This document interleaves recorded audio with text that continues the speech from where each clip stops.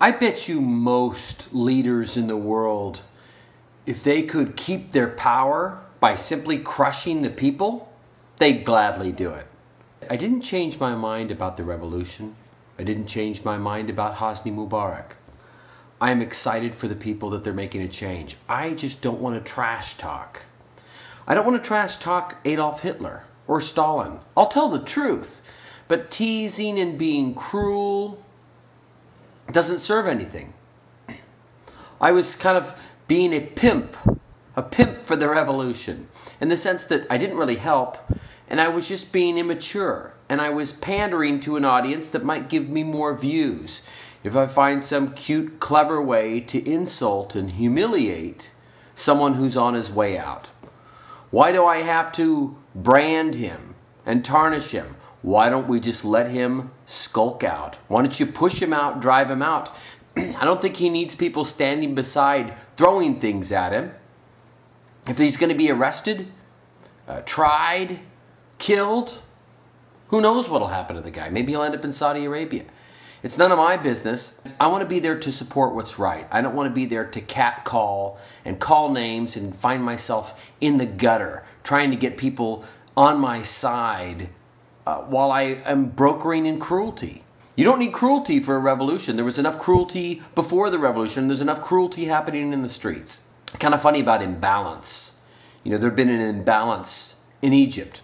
Now the people are seeking balance. Everywhere where there are things that are unfair, there is an imbalance that seeks balance. It doesn't always find balance. Maybe it'll find another imbalance. You go to a government, let's say in Iraq, where a majority of Shia are being led by a minority of Sunni. If you were there and you were Sunni and you were part of the minority and you were getting advantages, you should have known you were in danger. You should have known there was an imbalance. You don't want to participate in a place where there is slavery or a horrible imbalance, because in time, the pendulum could shift, and it probably will, and you may get squashed in the process. If you were working under Mubarak, doing your hardest, trying your best, you were working in an environment where maybe there was an imbalance. Now all of a sudden, your life may be in danger as the politics shift. I don't know. Go to any public school. There are bullies teasing nerds and dorky people. Unpopular people get teased by popular people. If you're one of the popular people, just know that your teasing and bullying has you on top, and it's an imbalance.